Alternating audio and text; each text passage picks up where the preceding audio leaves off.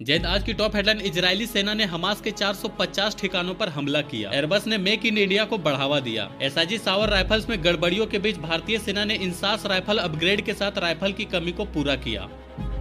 Israeli defence force ने कहा कि वह पिछले 24 घंटे में गाजा पट्टी में एक्सटेंसिव ऑपरेशन चला रहा है और उन्होंने लगभग 450 हमास टारगेट को निशाना बनाया, जिसमें सुरंगें, आतंकवादी ठिकाने, मिलिट्री फैसिलिटीज, ऑब्जर्वेशन पोस्ट शामिल है। आईडीएफ इजरायली डिफेंस फोर्स ने गाजा के अंदर हमास के एक मिलिट्री कंपाउंड पर कब्जा करने की भी घोषणा की, जिसमें हमास के सेनाओं के लिए ट्रेनिंग फैसिलिटी और अंडरग्राउंड टनल थी।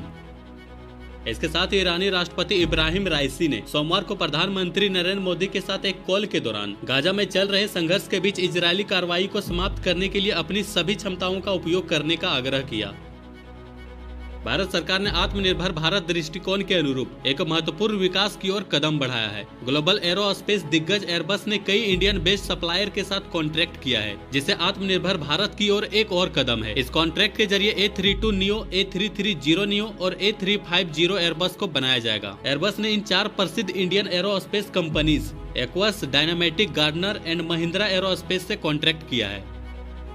इसके साथ ही भारत ने हाल ही में बंगाल की खाड़ी के ऊपर एक अस्थायी नो फ्लाइंग जोन की घोषणा करते हुए नोटिस जारी किया। यह नोटम 7 से 10 नवंबर के बीच होने वाले आगामी मिसाइल परीक्षण का संकेत है। इससे पता चलता है कि परीक्षण में ब्रह्मोस ER मिसाइल या परले सरफेस टू सरफेस मिसाइल है।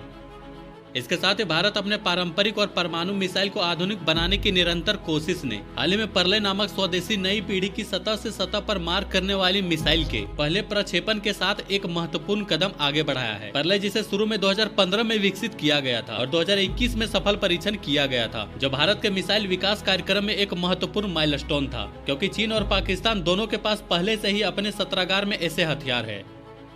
भारतीय सेना को राइफल की कमी और newly acquired American rifles SIG में गड़बड़ी का सामना करना पड़ रहा है और इस वक्त रशिया से राइफल की डिलीवरी नहीं हो पा रही है और भारतीय सेना को 2 लाख से अधिक असॉल्ट राइफल की आवश्यकता है। इसलिए नए हथियारों के आने की प्रतीक्षा करते हुए मिलिट्री प्लानर ने मौजूदा इंसास राइफल को अपग्रेड करने की रणनीति बनाई। इस एपिसोड के बारे में अपनी राय कमेंट में जरूर दें। बाकी लाइक एंड सब्सक्राइब जरूर करें।